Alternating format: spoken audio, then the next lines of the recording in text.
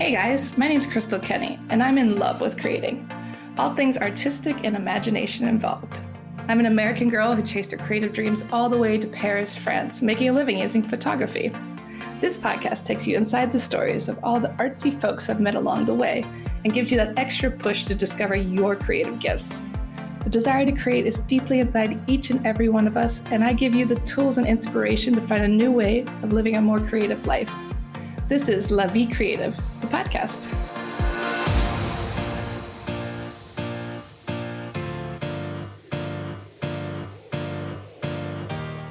Today on the show, I interviewed Tanya Heath. She has changed the fashion world in a big way by creating the first line of shoes with interchangeable heels. You can change the design, the height, anything you want. We talk about how she came up with the idea and how it's changed her life. So welcome to the show, Tanya. I'm so happy to have you here. Thank you very much, Crystal. It's fun to be here. Now you have revolutionized the fashion industry. I'm just going to jump right into it. I cannot believe that no one had created this before you. You created shoes where you can remove the heel, put different heels on, change the height of the heel, interchangeable. I want to know the whole story behind this, but first I want to know, let's start from the beginning. What is your Paris story? How did you come here? So my Paris story is I was working at Foreign Affairs and I was in the policy planning division. And my director was one of the rare women. So she was 44 years old and she was drop dead gorgeous and she was single. And when I was 24, this very nice French boy asked me to marry him. And for my group of friends, that was really young. And at that time, we were that first generation right out of school wanting to take over the world and go where no woman had gone before. And my friends were like, what are you doing? You can't get married. That's not the plan. And I remember just sitting with my director. And she said, listen, Tanya, I'm 44. I live with 4 cats, a mom who's got Alzheimer's and doesn't really know who I am. And nobody's ever asked me to marry them. So she said, if somebody wants to marry you, just say yes and go for it. And then I said, but I'll lose my entire education. I'll lose my career. I'll have to start over again. And she said, listen, I think somebody like you is very resourceful and you'll make it. So it was really, a mix between somebody asked me to marry them and this director who had a lot of courage. I love that she gave you that advice at such a young age, because in our early 20s, we're so lost and we think we know what we want and who we are, but also people can really affect that very easily just with some words, because we are very still defining what we want and who we are. So that was so kind of her to tell you that. It was, especially when compared and contrasted to the reaction of my best friend at the time, who slapped me in the face and told me I was a sellout to women. I think just because you get married doesn't mean you have to give up all your hopes and dreams. I agree, but I think sometimes society makes the mistake of being too polarized and not realizing that in between the black and white, there's just a universe of nuance and that it's possible to simultaneously be several things. Yeah, and we can have it all, people. Come on. Especially with the internet. There's so much more available, so many more connections, so many more things to sell. So I think the internet has really revolutionized how we can live as well as far as doing what we want and connecting. True. So you're 24, you were heading in a completely different direction, and then you married a beautiful Frenchman and moved to Paris. Correct. I couldn't speak French. And I'm dyslexic, so Alliance Française really wasn't working out for me. So what I did is I applied to be admitted into one of the French Grande École because I figured it was better to learn French with a baptism of fire. And to my astonishment, I got admitted into every school I'd applied to. And then I just chose to stay here in Paris because my husband was in the army at the time. So this is way back when you still had mandatory military service for all men. And I learned French in business school while doing my MBA. That is crazy. You learned French in business school. Like business school is hard enough on its own, and then learning French at the same time, like that you did well in school still. It wasn't too difficult. Well, I can master any subject long enough to write the exam. I love that. So then your career went into more of management and consulting. Is that correct? I started in management consulting, but then I had, my first child, and I couldn't travel because at the time I was working mostly in Holland, Denmark, and Egypt. So I couldn't Mm, travel because of my firstborn. And also, as an expatriate, it's difficult to have children yeah. because you don't have your family and you don't have a support network. And also, I guess the last reason is my husband was already very much working in Africa. So I Mhm. was sort of responsible for the home front. And then I Yeah. had two other kids quite quickly. So I moved over to new technologies and private equity. And in the meantime, I was a professor at Centrale Paris, where I gave a course on disruptive innovation to third year engineers. This is so different from what you are doing now. Yeah. Or maybe I'm Well, not. it isn't exactly because my shoe with removable heels and multiple height heels is actually a technological innovation. However, if you look at the press on fashion tech is normally considered an application. So what's considered innovation in fashion is usually a new shade of blue or passing from mini skirts to long skirts and back to mini skirts again. So fashion in a lot of ways is mostly about repackaging what already exists, especially now. So it's Yeah. rare to have somebody who's created a complete new product. So for example, Yeah. I've sold 400,000 pairs of heels. That's a complete new product accessory that's never existed before. 400,000. Oh my goodness. From the conception, from the beginning of making your shoe line.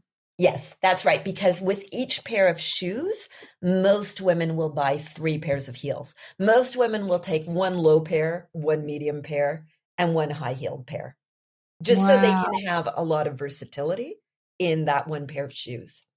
In fact, That's yesterday, I had a client who bought two pairs of shoes and four pairs of heels.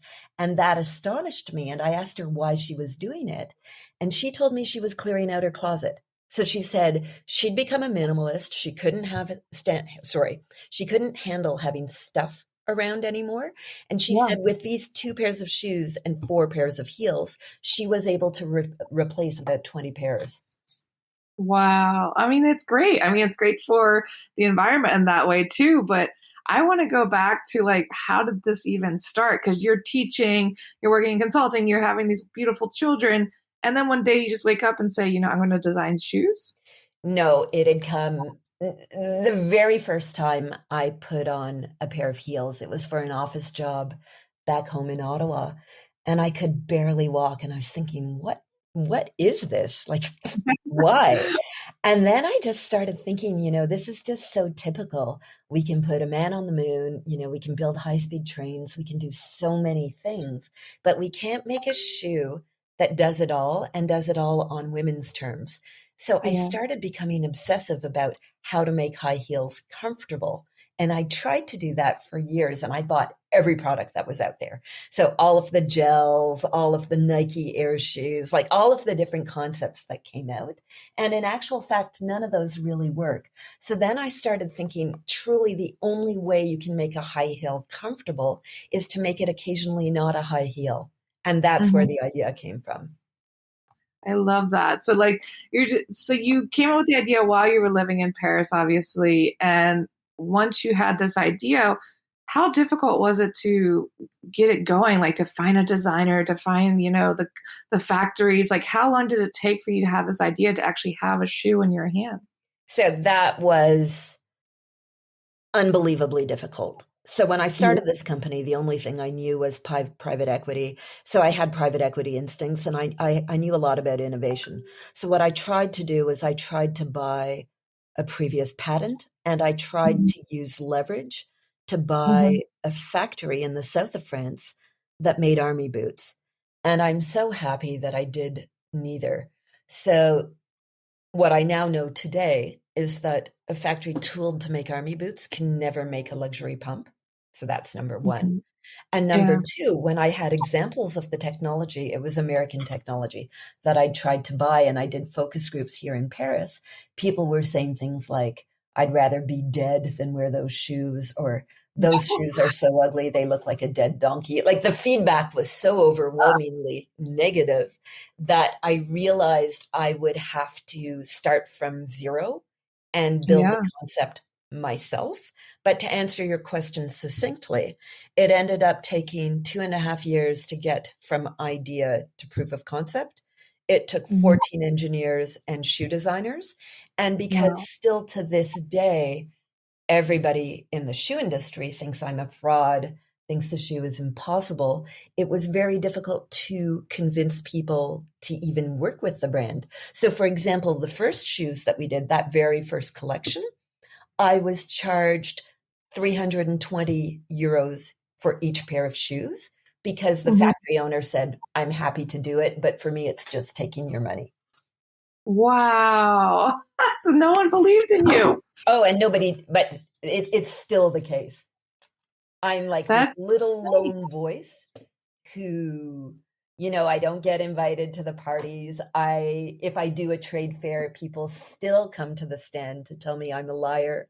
If I write to fashion press, they tell me things like, if this was possible, Christian Louboutin would have done it.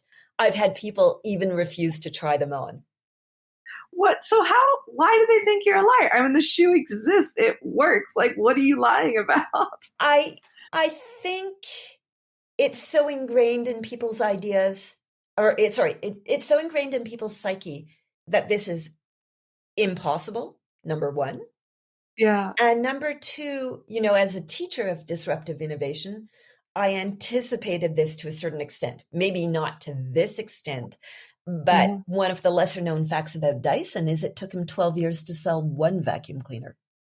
Wow. So people, if you make an incremental improvement on a product, so say Yeah. you come out with the first toothpaste that makes your breath smell good, your teeth whiter, and gets rid of cavities, you're selling that.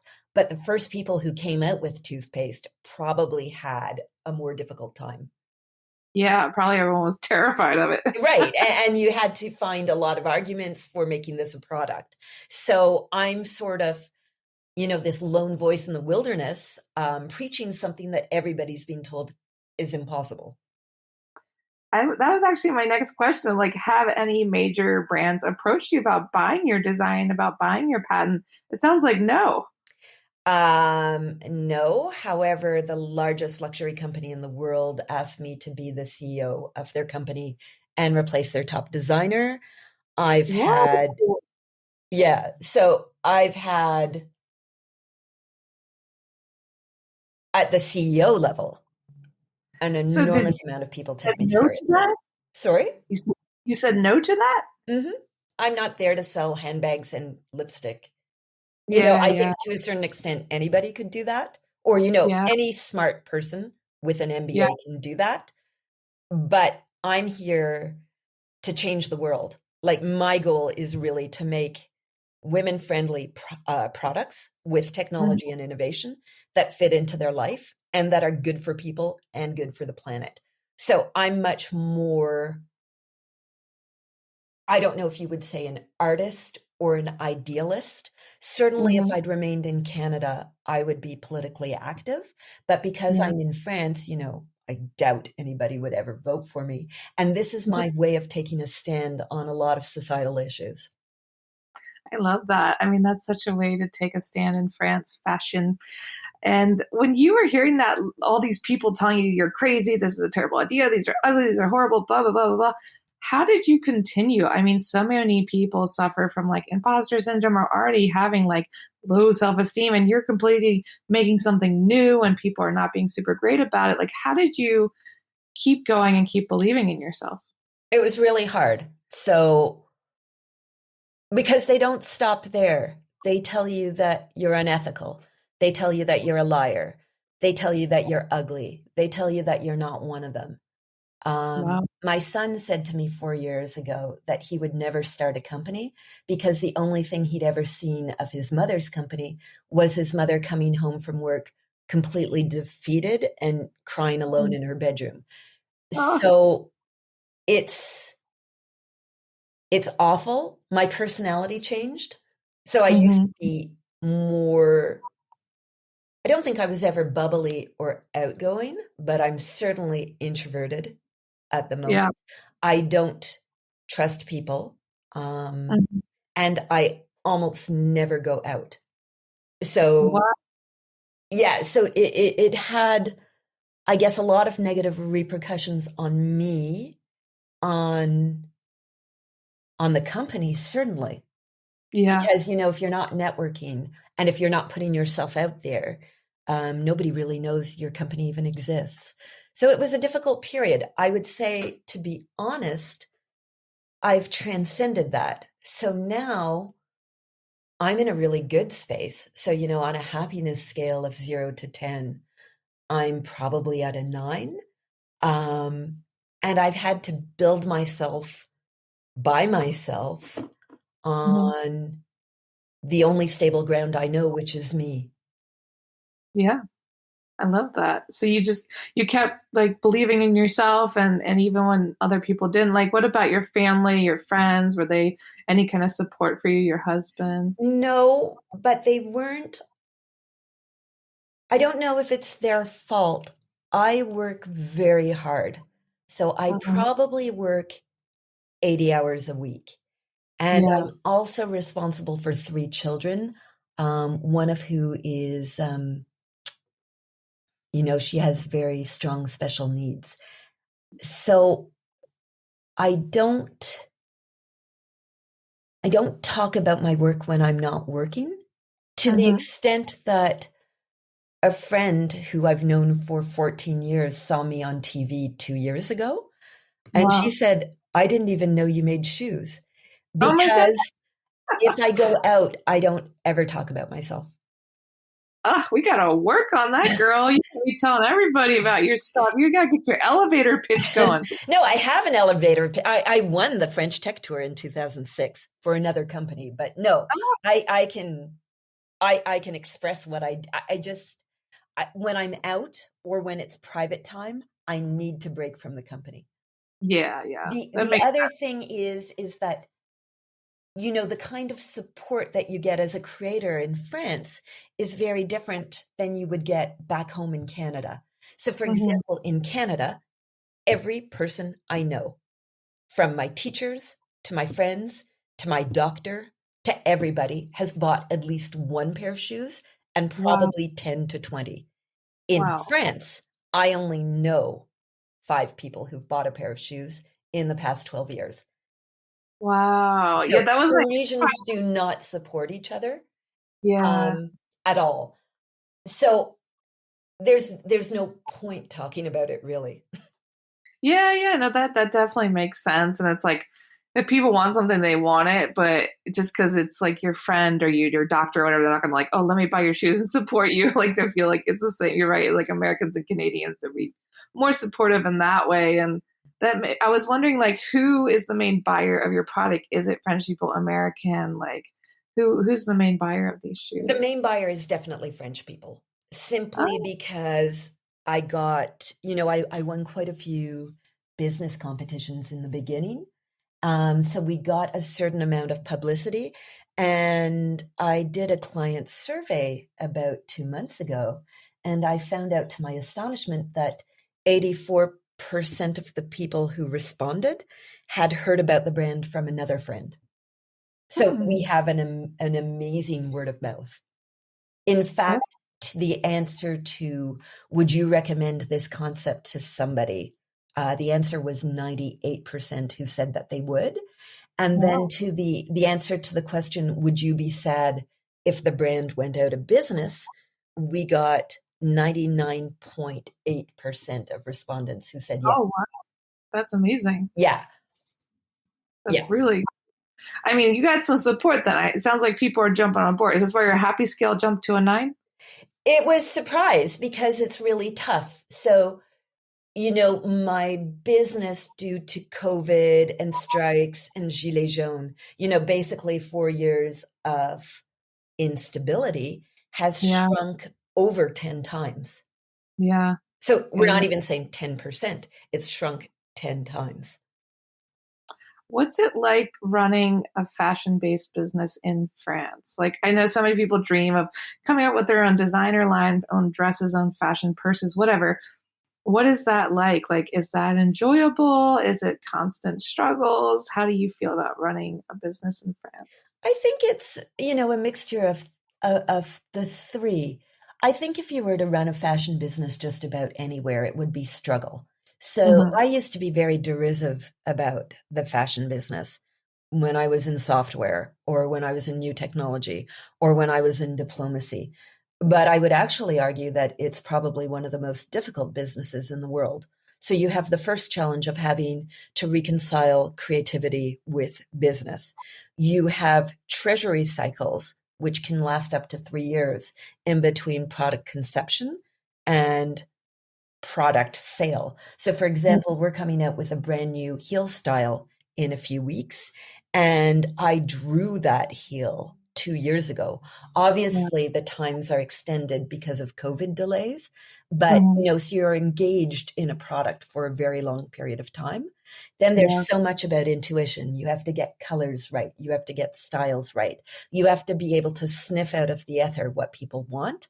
Then there's everything about marketing, publicity, sales, point of sale, merchandising, retail skills, communication, tone, brand building. So you've got this business that requires a much broader skill set than virtually anything I've ever seen in my life. I don't think there's anything that can compare to the amount of engaged risk that you have in fashion and the treasury requirements.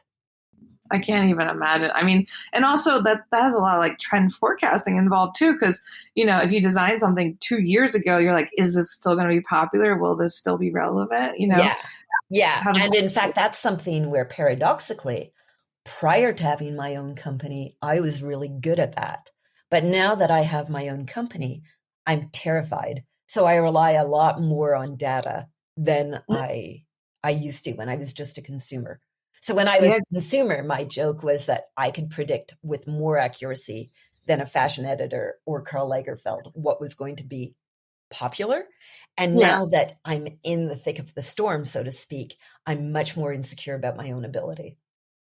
That's interesting. I mean, I guess you have a lot more to lose too, because it's your money, it's your business. It's not just that. If you look at what I do is I'm asking my clients to be creative. So I provide the base of a shoe, but we have 500 different heels and they're in different colors, different shapes, different textures, So my client has to, on the other end of their computer, choose a shoe and choose a few pairs of heels and believe that they've made a beautiful choice. So I have to always think like a client, because when I used to be in a retail environment, I realized very clearly that most people are highly insecure about creating their own products. Interesting. That makes sense though. So I have to think like somebody who's scared to do this. So for example, things that appeal to me very strongly, you won't necessarily find them in my collections, because even if somebody would like it in another brand where they're buying a shoe that's already attached to a heel, if they buy it in my brand and they have to put that heel on themselves, they need a lot more reassurance. Or 2 women out of 10, they really are Karl Lagerfeld.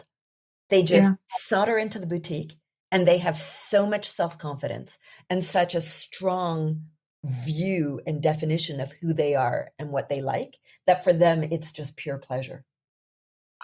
That's so interesting. I mean, I love that how you've taken everything out of your wheelhouse and just combined it into this business, and kind of had to break yourself down in a lot of ways to continue. Like work through those insecurities, work through what you know and what you don't know. Would you design all the patterns and looks, or do you work with other designers? At first, I had a senior designer who was coming to us from the accessories section at Balmain, and he couldn't do it. So our first two collections ended up looking like elephant's feet. And it's because he fundamentally wasn't able to understand the technology. So now I design everything because I do understand the technology. Wow. So you even do the designs. And like what inspired your designs? Do you go somewhere and you see a color, or you take a trip and you see some kind of animal print or whatever? Like how do you get the inspiration? So in the beginning, because people kept on calling me a fraud, I was obsessed with reproducing iconic styles. Hmm. So if somebody had a pump, I wanted to have a pump. And I worked, this sounds silly, I worked for 3 years before we got our pump perfect, cut the Right. same way a classical pump is cut. So that was incredibly difficult. The Mary Jane, which I love, so in our Uh-huh. collection it's called Tiggy, that took 3 years. You look at it, you would laugh your head off. Like you would say, why is that such a difficult shoe? It just looks Yeah. like a Mary Jane. But it was incredibly nitpicky and difficult to get right. Yeah. So yeah, in the beginning, I was trying to do iconic styles. Yeah. Then I moved on to the kind of shoes that people were asking for. And as I move forward, I won't be adding too many shoe styles because I also deeply want people to consume less and wear more. So, one of my criteria for a shoe design is you have to be able to wear it today and 10 years from now. So, I avoid trends unless they become iconic. Hmm. And I try to put the fashion in the heel. So, at the moment, my heels are classical. So, once again, I reproduced iconic heels. But now that that's done, the next heel that's coming out, which is named after my husband as a little homage for him putting up with me. So it'll be called Renault. This is our first total on trend heel. And I've tried it with every single style of shoes because I have all of them here at home. So, when I design a new heel, I have to make sure it looks good on things that we sold 6 and 7 years ago. So it looks great on all of the shoes that are already out there. And somebody who wants to update their look this summer can simply take sandals that they might have bought 5 years ago and add a new heel. And I deeply believe in that. I think that's so in the right direction of where fashion's going too, because everything's going like it went into stopping fast fashion and like veganism and, helping the environment. It sounds like that aligns with your brand perfectly. Well, it was a bit of a surprise, but I'd actually argue, and I know this will fall on deaf ears, because when we talk about sustainable fashion, we talk about using recycled materials or using Leather Trade Association leathers. And I do all of those things. So I do absolutely all of that. But I've Yeah. also found a way of simultaneously drastically reducing how much footwear you consume Yeah. and making tiny little pleasure purchases, kind of like a lipstick purchase, to update your wardrobe, but to still retain what you have. Yeah. And in the sense of Tanya Heath Paris, my brand, that collection takes on a real value. A person who has 2 or 3 pairs of shoes and 6 pairs of heels, there's virtually nowhere they can't go except for, obviously a marathon and a hike. But you can get a lot of places. Yeah. Yeah. Yeah. And how do you define creativity? I mean, obviously you are a very creative woman, but what is the definition of creativity to you? I think as I've continued working and continued observing people, often, especially with us, because what we do is quite groundbreaking, I have to give people a blank piece of paper or a blank computer screen. And I've noticed that there's a lot of people who just can't go beyond that blank piece of paper and the blank screen. So I think that a creative person is somebody who is able to work with that blank piece of paper and that blank sheet and to do Mhm. something completely new. And then Mhm. I think a very creative person is somebody who loves doing that. And I do think there are people out there who are more comfortable with that blank sheet of paper. And then, you've got your nth level of creativity. It's the people who transcend it and come out with something that's never been seen before. The innovators.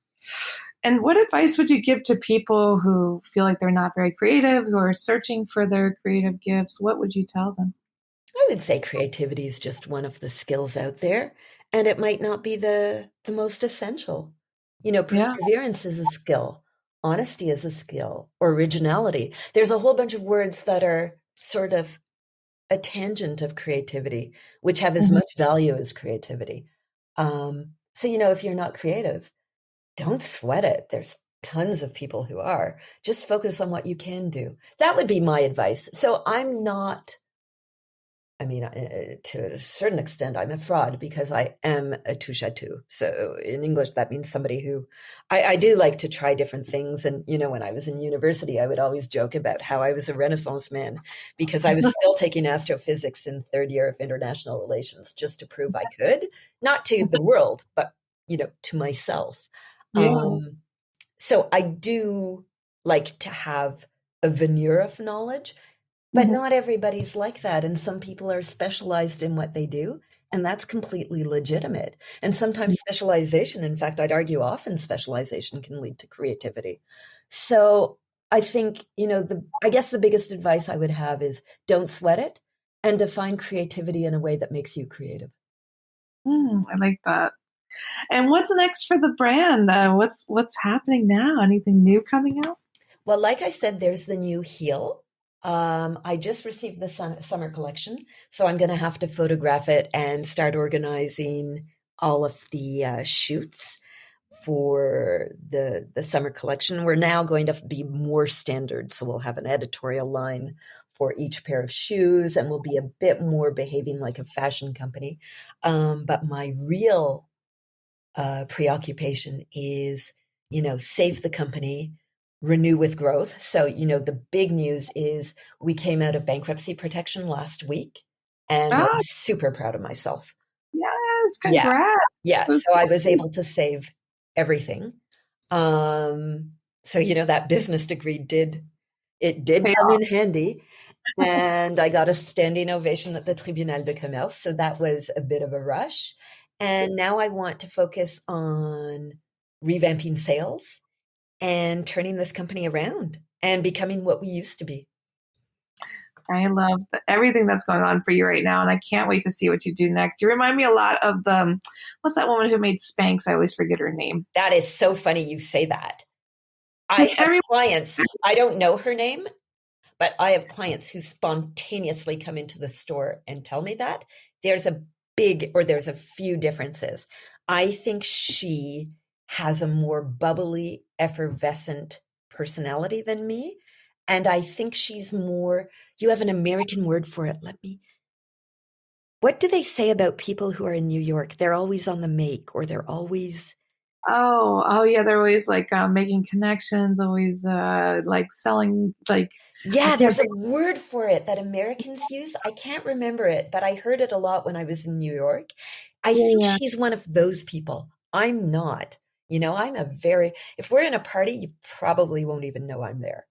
yeah, yeah, but not even about her personality. It's about everyone thought her idea was horrible. They made fun of her. Nobody believed in it, and she was the one that kept chugging along all No, alone. but she was selling almost immediately, and that's her personality. Yeah, but I think you two would be best friends. Let's make you connect. Yeah, but no, she had a lot of courage because, she just walked into her first point of sale and basically positioned her product near the cash register. And That's pretty that, great. that to me is, that's quintessentially American. And I wish Yeah, I could be like that, but I'm not. yeah. And then, when I was a little bit, people told me I was ugly and to get out of their face. So, it's kind of like asking a wounded animal to be something that she's fundamentally not. And that goes back to my advice about what would you say to people who don't feel they're creative. It would be to, specialize in what you are good at and redefine creativity. At some point, I can't sweat the fact that I don't have this golden skill set. I have to just make do with what I have. Well, it sounds like you have a lot to me, and I think that's a great note to end on. And where can people buy your shoes and follow you and connect with you? Well, so they can find us online at www.tanyaheath.com. mesmerized.com. And they can follow us on Facebook and Instagram. Perfect. I will add that to the show notes so people can check out your amazing designs, save the planet, look good, be comfortable. And thank you so much for talking to me today. Thank you very much, Crystal. Thanks so much for tuning in to La Vie Creative. You can find more information on MissParisPhoto.com. And if you enjoyed this show, please feel free to share and spread the word for all my creative guests.